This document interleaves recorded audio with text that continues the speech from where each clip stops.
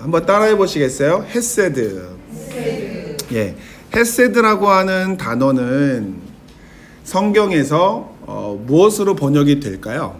예, 보통 헤세드는 성경에서 은혜로 많이 번역이 됩니다. 그런데 이 헤세드가 은혜만을 의미하는 것은 아니에요. 왜냐하면 헤세드는 사전을 보면 은혜라는 뜻도 있고 또 인자, 주의 인자심이 크도다 라고 할 때 그 인자도 헤세드예요. 그 다음에 여기에 다른 말로 고치면 성실도 들어가요. 헤세드가 성실입니다. 그 다음에 성실 다음에 또 다른 말로도 충성이라고 하는 말로도 표현이 돼요. 그런데 우리가 가장 많이 접하는 거는 은혜 또는 인자라고 번역이 되는 것이죠. 그래서 예레미야 9장 24절에 보면 이렇게 나옵니다.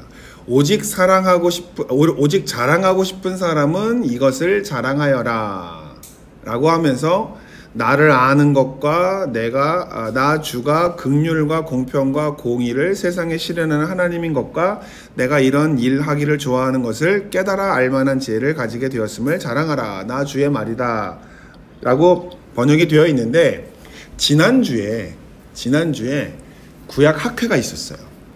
구약 학회에 이제 제가 한 세션을 담당하는 좌장이었는데 그 학회에서 아주 재미난 논문이 하나가 발표가 됐습니다. 그게 뭐냐면 한국 분인데요.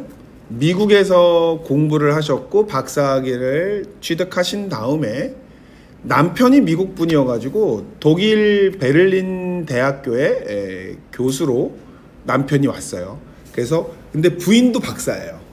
근데 부인도 박사여서 같이 와서 거기서 포스트 닥터라고 포닥을 하시는 여자분이신데 그분이 논문을 하나 발표를 했는데 그 발표가 뭐였냐면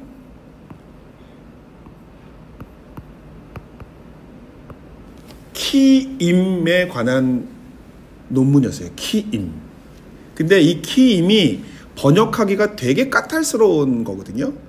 근데 이 키임을 하나의 어구로 이디옴으로 여겨야 된다라고 하는 논문이었는데 그 논문에 대한 발표를 지난주 금요일 날 듣고 굉장히 재밌는 이론이다 라고 생각하고 우리 오늘 화요일 날 수업을 준비하는데 예레미야 9장 24절이 바로 키임절이에요.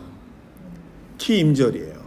그런데 이 키임이 여러분께 설명해 드리면 좀 복잡한데 결론적으로 말씀을 드리자면 이 키임 때문에 해석이 달라졌어요. 키임이 오면서 키임 때문에 이전에 해석하던 것과 다른 것으로 해석할 수 있게끔 새로운 이론을 만들어냈어요. 근데 만들어낸 게 아니라 발견한 거죠. 그래서 이거를 여기에 적용해 볼게요. 제가 지금 우리의 한글 성경이나 지금 여기에 있는 세번역 성경도 이 키임의 새로운 이론을 적용하지 않은 번역이에요. 그러니까 이 번역이 제가 볼 땐 정확하지 않아요. 제가 이 키임 이론에 근거해서 정확하게 번역을 한번 해드릴게요. 자, 이 키임이라고 하는 것은요, 무엇 하지 마라 라고 하는 것과 연결되거든요. 그래서 예레미야 9장 23절 한번 보실래요? 한번 찾아보시겠어요? 예레미야 9장 23절에 보면 반드시 이 키임 앞에는 무엇 하지 마라 라고 하는 게 등장한대요. 제레마이아라고 나오죠. JEM으로 나올 거예요. 자, 9장 23절 한번 보세요. 키임이라고 하는 것이 나오면 이 키임 앞에 반드시 무엇 하지 마라 라고 하는 게 등장할 거예요. 23절에 뭐라고 나옵니까? 자랑하지 마라 라고 나오죠. 어떤 사람이 자랑하지 마라고 나와요? 지혜자는 자랑하지 마라. 그 다음에 용맹한 힘이 있는 자는 자랑하지 마라. 그 다음에 또 부자는 자기 가진 걸 자랑하지 마라 라고 나오죠. 그 다음에 키임이 나온다는 거예요.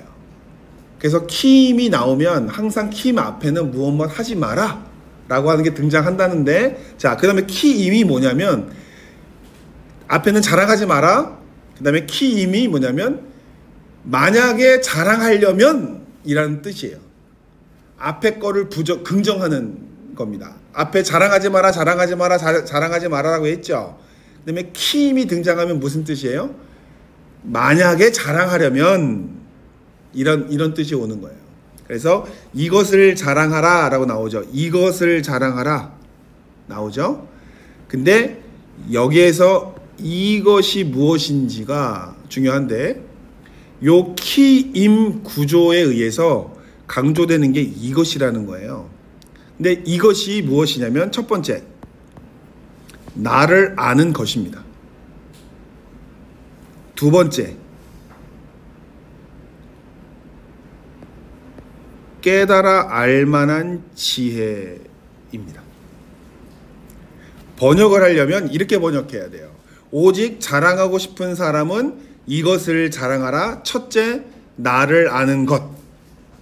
둘째, 나를 깨달아 알만한 지혜를 자랑하라. 이 두 가지를 자랑하라는 거예요.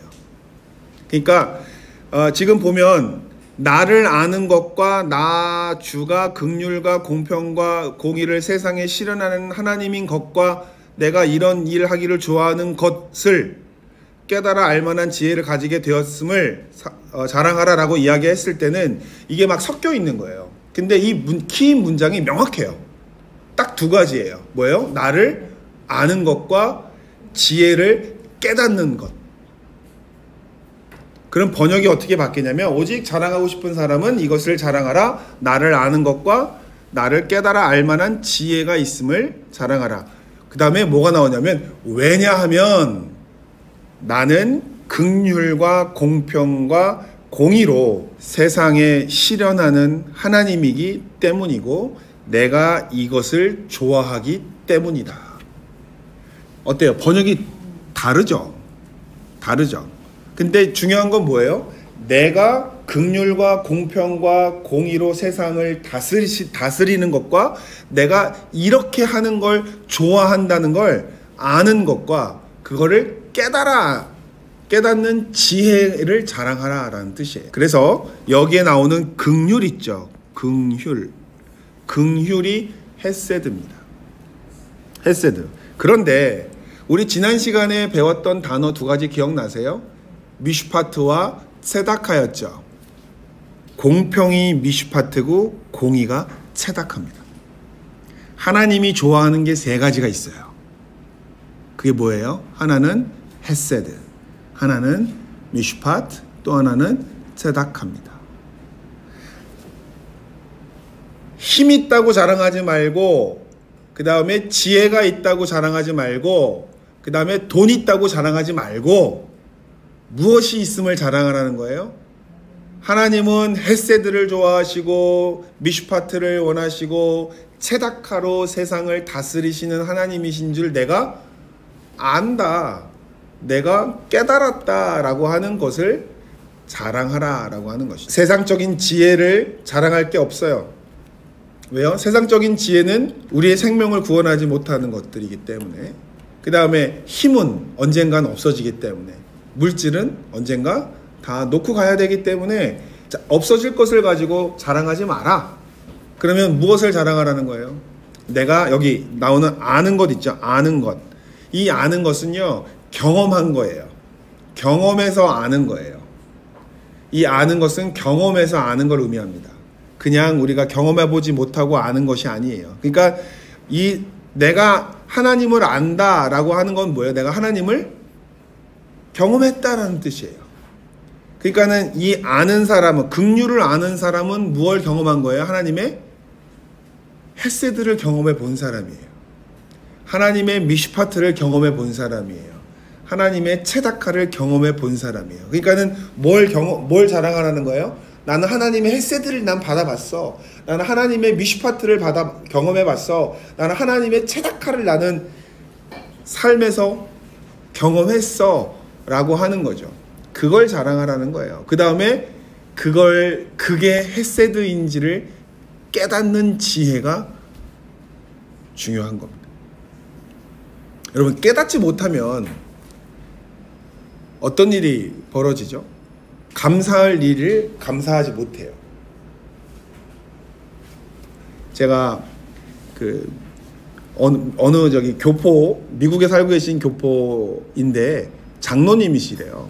장로님이신데 큰 공장을 하시는 분인데, 이분이 진짜 좋은 차를 운전하셨어요. 미국에서 렉서스가 되게 고급 차종이래요. 그래서 렉서스 타고 다니는 사람들 되게 많이 타고 다닌대요. 그래서 회사에서, 공장에서 나와서 우회전을 해야 되는데, 우회전할 때 덤프트럭이 와서 차를 들이받은 거예요. 그런데 차가 빙글빙글 돌고 돌아서 차가 완전히 깨졌는데, 장로님이 멀쩡하게 살아서 하나도 안 다치고 걸어 나온 거예요. 그러니까는 이 장로님이 뭐라고 그랬을까요? 장로님이 그 덤프트럭이 와서 들이받았는데 하나도 안 다치고 딱 나오니까 뭐라고 그랬을까요? 역시 렉서스. 그랬다는 거예요. 그래서 차는 폐차시키고 이제 다른 차가 오기 전에 새 차를 살 수 없으니까 아주 허름한 낡은 차를 다시 임시로 구해가지고 타고 다니는데, 다시 공장에서 오른쪽으로 나오는데 이번엔 또 다른 픽업차가 와가지고 이 장로님 차를 다 쓰러져가는 허름한 차를 또 들이받은 거예요. 근데 이분이 죽었을까요? 살았을까요? 또 살았어요. 또 살았는데 이분이 나와가지고 뭐라고 얘기했을까요? 그제서야 차가 좋아서 살은 게 아니라 하나님이 나를 살려주셔서 내가 살았구나라고 그제서야 고백을 했다는 거예요. 그 고백을 듣고 하셨던 거예요? 하나님이 듣고 싶어서 하셨는지는 모르겠지만, 어쨌든 저는 장로님이시라고 해가지고 처음에 사고 났는데 안 다친 걸 했을 때 하나님의 은혜라고 얘기할 줄 알았는데, 렉서스 딱 역시 렉서스가 차가 좋다 이렇게 얘기해가지고 우리가 막 빵 터졌거든요. 근데 여기 제가 뭐 말씀드리고 싶은 건 뭐냐면, 그게 은혜인 거를 깨닫지 못하면 모르는 거예요. 근데 하나님한테 자랑하라는 게 뭘 자랑하는 거예요? 그게 은혜인 거를 내가 경험했고, 그게 은혜인 걸 내가 깨달아 아는 것이 지혜인 거예요. 근데 우리가 살면서 벌어지는 삶의 순간순간 그게 은혜라고 생각을 하고 넘어가면 은혜인데, 은혜라고 생각하지 못하고 넘어갈 때가 너무 많죠. 가장 간단한 건 뭘까요? 은혜인 건. 콧구멍 2개로 숨 쉬는 게 은혜인 거죠. 콧구멍 2개로 여러분, 저는요 독일에 가서 32살에 독일에 갔거든요.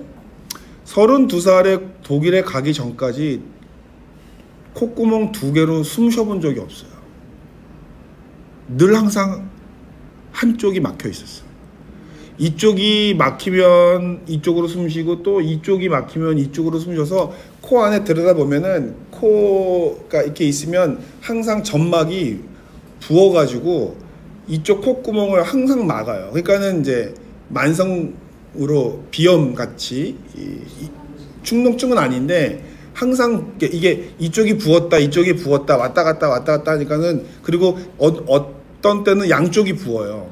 그러면은 밤에 숨을 쉬기가 힘들니까 입으로 숨을 쉬죠. 입으로 숨을 쉬면 어떻게 되냐면 혀가 갈라져요. 말라서. 그래서 잠을 깨고, 그걸 32년 동안 그랬어요. 근데 독일에 딱 갔는데 너무 개운하게 잠을 잤어요. 그래서 이상하다, 왜 독일에서 잠을 자는데 이렇게 개운할까 하고 해보니까 제가 콧구멍 2개로 숨을 쉬고 있는 거예요.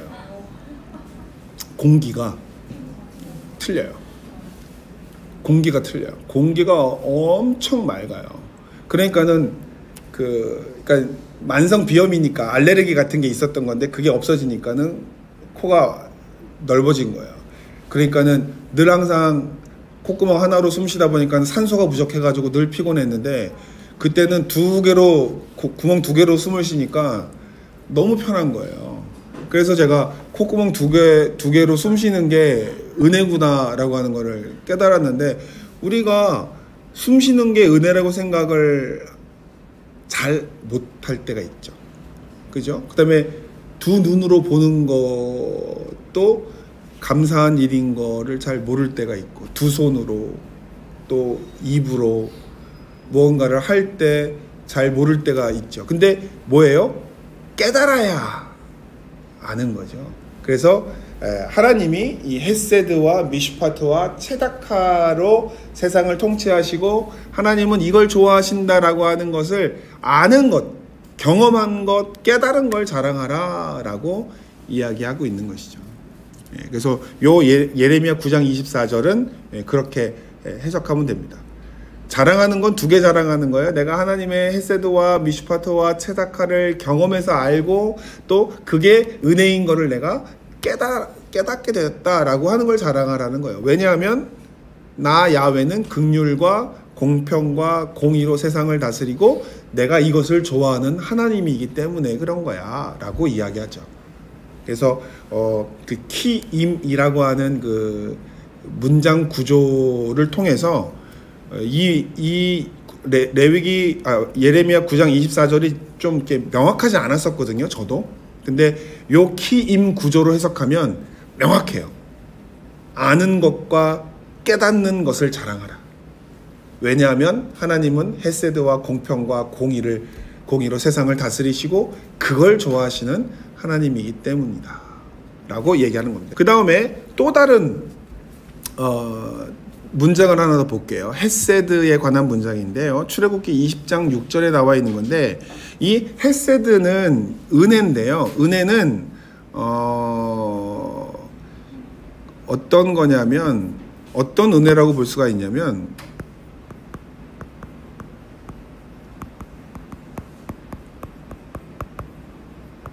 값없는 은혜, 헤아릴 수 없는 은혜를 말합니다. 뭐 신약으로 넘어오면 뭐 아가페라고도 뭐 이야기할 수 있을 것 같아요. 그러니까 대가성이 없는 값없는 은혜, 아니면 한없는 은혜, 한이 없는 그러니까 끝이 없는 은혜를 헤세드라고 이야기하는데요. 이 출애굽기 20장 6절을 보면 뭐라고 나오냐면 나를 사랑하고 내 계명을 지키는 자에게는 천대까지 은혜를 베푸느니라. 근데요, 이 출애굽기 20장 6절 앞절에 뭐가 나오냐면 한번 찾아보시겠어요? 출애굽기 20장 4절 5절에 보면은 어떤 문장이 나오나 한번 보세요. 한번 읽어주세요. 출애굽기 20장 4절이나 5절. 그러니까는 우상을 만들어서 우상에게 절하지 마. 만약에 우상에 절하면 어떻게 한대요? 벌을 3대까지 벌을 준대요. 3대까지. 와, 하나님이 3대까지 벌을 준대요. 3대면 몇 년이에요?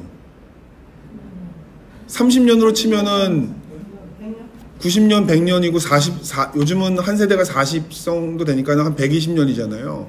저는 맨 처음에 이 성경 출애굽기 20장을 보고서 야, 하나님 진짜 뒤끝이 장난이 아니다 생각을 했어요.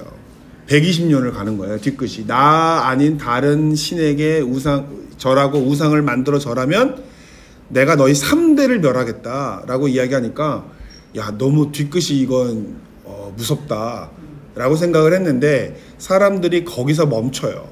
그래서 하나님은 질투하는 하나님이고 하나님은 무서운 하나님이야 라고 이야기하는데 뭘 읽어야 돼요? 20장 6절을 읽어야 돼요. 자, 심판을 3대를 준대요. 근데 은혜는 몇 대를 준대요? 1000대예요. 몇 대 몇이에요? 3대 1000이니까는 300배예요. 300배. 330배죠. 그러면 하나님은 무서운 분인 거예요? 은혜로운 분인 거예요? 네. 출애굽기 20장에서 말하고 싶은 것은 하나님이 무서운 하나님이다가 아니라 하나님은 은혜로운 하나님이다라고를 이야기하고 싶은 거예요. 근데 사람들은 여러분 머릿속에 하나님은 1000대를 은혜를 주시는 하나님으로 기억이 남아 계세요? 아니면 3대를 멸하는 하나님으로 남아 계세요라고 물어보면 우리 권사님들이나 집사님들이나 여쭤보면 1000대를 주시는 하나님의 이미지보다는 3대를 멸하는 무서운 하나님의 이미지를 많이들 생각하고 계실 거예요. 그런데 하나님은 몇 대요? 1000대. 1000대면 몇 년입니까, 여러분? 1000대면 몇 년이에요? 3, 4천 년이잖아요. 아니죠. 1000대니까 3만 년이죠. 3만 년. 지금 우리나라가 3만 년 거꾸로 올라가려면 어디까지 올라가요? 고조선을 넘어서 올라가도 우리나라 몇만 년 역사에 반만 년 역사, 우리가 5000년 역사라고 그러잖아요. 그러면 여기 1000대에 끼지도 못해요. 3만 년, 4만 년에 비교할 수 없는 은혜라는 거예요. 그러니까 하나님의 은혜는 어마어마하다고 볼 수가 있는 것이죠. 그런데 안타깝게도 한국에 소개된 하나님은 무서운 하나님이고 벌하시는 하나님이 더 많이 소개가 됐단 말이에요. 그런데 좋으신 하나님이라고 하는 개념이 한국에는 없었어요. 근데 조윤기 목사님 때부터 좋으신 하나님이라고 하는 개념이 순복음 교회에 들어왔고, 그 당시에 순복음의 교회에서 좋으신 하나님을 이야기할 때 장로교에서는 순복음을 굉장히 욕했어요. 거룩한 하나님이지, 무서운 하나님이고 심판의 하나님이지, 왜 좋은 하나님이야, 왜 복 주시는 하나님이야, 기복적인 거야, 막 공격했다고. 그런데 오늘날 한국 교회에서 하나님의 이미지가 많이 바뀌었습니다. 그래서 예전에 무서운 하나님이 아니라 좋으신 하나님으로 많이 받아들이고 있어요. 근데 그거에 해당하는 본문이 바로 출애굽기 20장 6절의 본문이라고 볼 수가 있습니다. 여기서 나오는 은혜, 바로 헤세드입니다. 그래서 여러분 기억하세요. 하나님이 좋아하시는 거 세 가지가 뭐라고요? 헤세드, 미슈파트, 세다카. 이 세 가지로 하나님이 세상을 통치하신다. 그 다음에 이걸 좋아하신다.